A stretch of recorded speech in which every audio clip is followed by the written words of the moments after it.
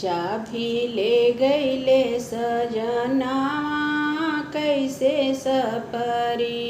भैले महंगी में लालनावा कैसे सपरी। सास जी अली देवता मनन के उनको चाहिने गे सास जी अली देवता मनन को उनको चाहिने नेग के बदला ठेंग देखबो पिया गईले परदेश चाभी ले गईले सजनावा कैसे सपरी भैले महंगी में लालनावा कैसे सपरी भैले महंगी में लालनावा।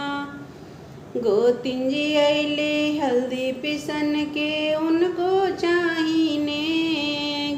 गोतिन जी अली हल्दी पिसन के उनको चाहिने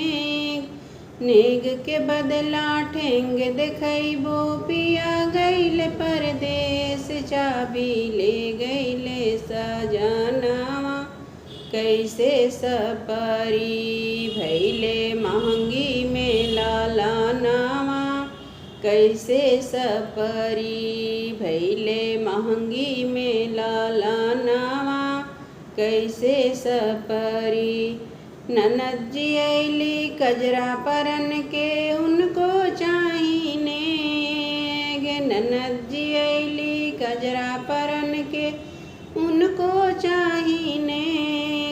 नेग के बदला ठेंग देखबो पिया गईले परदेश चाभी ले गईले सजनावा कैसे सपरी भैले महंगी में लालनावा कैसे सपरी भैले महंगी में लालनावा